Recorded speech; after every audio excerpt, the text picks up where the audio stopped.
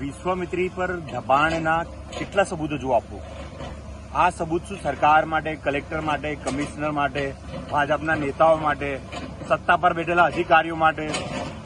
શું આ તમને દેખાતું નથી? શું તમારી આંખો છે કે નહીં? તમારી આ દબાણ છે જે ગઈ સાલ પણ હતા, જેના કારણે શહેરમાં પૂર આવ્યું હતું. નદી પર જે બ્રિજ બનાવી દીધા છે ટેમ્પરરી, એ હટાવતા નથી. અને આ કોની પરમિશન, કોઈ પરમિશન આપી છે અમને કે આવી રીતે તમે નદી પર, જીવતી જાગતી નદી પર તમે બ્રિજ બનાવી દો ટેમ્પરરી?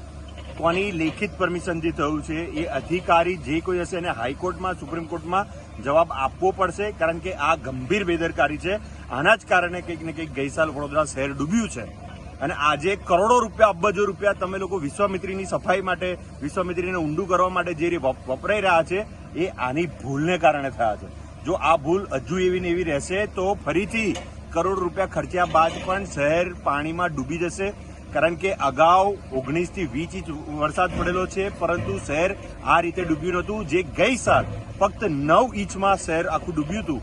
જે રીતે પાણી સ્પ્રેડ થયું હતું, જે રીતે પાણી બધા વિસ્તારમાં ફરી વળ્યું હતું, એ ફક્ત ને ફક્ત નદી પરના આગળના 9 થી 10 જે દબાણો છે, જે શહેરથી બહાર નીકળીને 10 કિલોમીટરની અંદર જ 9 થી 10 દબાણો કરવામાં આવે છે. બુલેટ ટ્રેન, જે તમે જોશો બુલેટ ટ્રેનનું જે કામ ચાલે છે, જેના લીધે આ નદીઓ પર દબાણ થાય છે. જો એ દબાણ હટાવવામાં નહીં આવે તો આવનાર સમયમાં ફરીથી પૂર આવશે, જેની જવાબદારી સરકારની રહેશે, કલેક્ટરની રહેશે, કમિશનર સાહેબની રહેશે, ભાજપના નેતાઓની રહેશે. કારણ કે ફક્ત વાહવાહી કરવી અને ફક્ત પબ્લિકને બીજા રસ્તે લઈ જવું અને કેવી રીતે માલ કમાવો, આ તંત્રમાં તો બધાને ખબર છે. એક તો પહેલા બ્રિજ બાંધી દેશે, પછી શહેરમાં પૂર આવશે, અને પૂર આવશે તો પૈસા આવશે, ગ્રાન્ટો આવશે, અને ગ્રાન્ટમાંથી ભગ્ગા પડશે. આ નીતિ બદલવી પડશે, શહેરના હિતમાં કામ કરવું પડશે. જો નહીં કરો તો જાગૃત લોકો છે, અમે લોકો તો જાગૃત છે, અમે સુપ્રીમ કોર્ટ અને હાઈકોર્ટમાં જઈશું અને જબરજસ્તી તમારી પાસેથી આ કામ કરાવીશું.